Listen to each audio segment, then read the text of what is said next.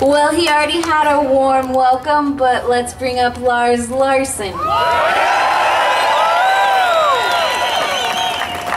I gotta tell you, it's cold out here. It's about as cold as the intentions of Senator Dianne Feinstein and the President toward your Second Amendment rights.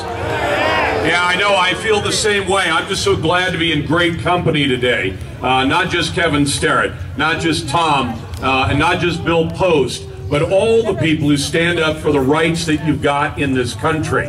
Now, I want to tell you something. There are people in this building, like the governor, who intend to take those rights away because the governor's spokesman came out this week and he said the governor doesn't believe anyone has a need to own a semi-automatic rifle. Are you going to let them take your rights away? There are people who are sitting in Congress right now who do not believe that you deserve those rights, that you're entitled to those rights, and they intend to take them away. Are you going to let it happen? There are media elites like David Gregory who can commit a federal crime on national television, do it right in front of God and everybody, and the police say he gets a pass because he's one of the elites who carries water for the gun grabbers of America. Are you going to let him do it to you? Now, I only brought a cheat sheet because there's a guy I admire very much, Lieutenant Colonel Jeff Cooper, and I didn't want to mess up this quote. Cooper, if you don't know, wrote The Art of the Rifle. He created what is now the Front Sight Training Institute down in the Southwest. And I thought this was perfect. It's always been one of my favorite quotes. The rifle itself has no moral stature, since it has no will of its own. Naturally, it may be used by evil men for evil purposes, but there are more good men than evil, and while the latter cannot be persuaded to the path of righteousness by propaganda, they certainly can be corrected by good men with rifles. And that's the only thing that's true about this debate. The only thing that's going to stop a bad man with a gun in a place like Sandy Hook Elementary School is a good man with a gun. You're going to hear from so many great people today, and I don't want to repeat what they're saying, but there's an argument I've been hearing that I want to put to rest, and some of you are nice enough to email me or call me and say, well, what would you say to your friends who say this? There are people who will tell you or ask you, why do you need to have an AR-15? That's right. I have 3 of them. Not a one of them has killed anybody, and as long as I keep them in my safe, not a one of them is going to kill anybody.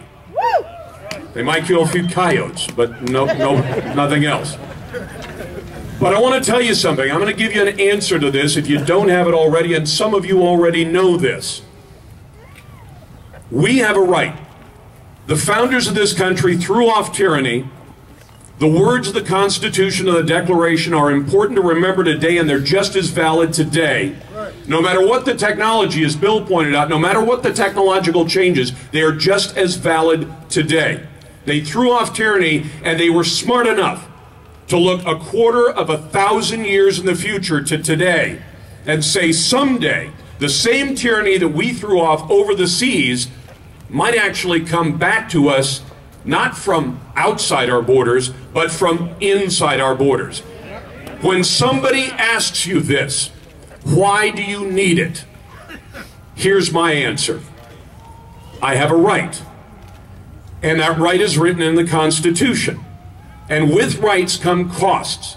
Bill mentioned the pornography that invades your home inadvertently because of the internet. That's one of the costs of freedom.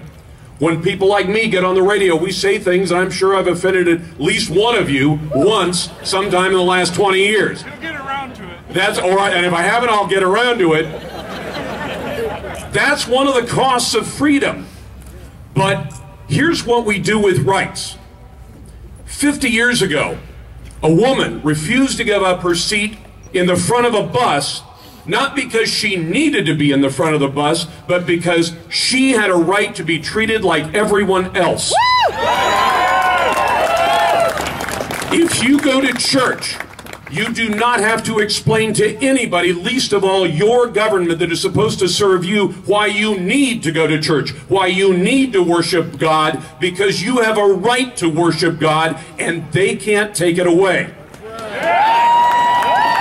And when I go to work, because my workplace respects my Second Amendment rights, I carry a gun every day. When I go to a shopping mall or to church, when I go to a cinema, when I watch a movie, when I walk around in public, I carry a gun, and I could give you 1,000 great reasons to have the gun with you that I could say are my need. But I don't even need to get to that, because I don't need to state a need to my government to justify my rights. I have a right to carry a gun, and the government won't and shouldn't take it away from me or you or anyone else in this great country. Thank you so much for being patriots, and thanks for showing up on a cold day like today and supporting the Second Amendment and the United States Constitution.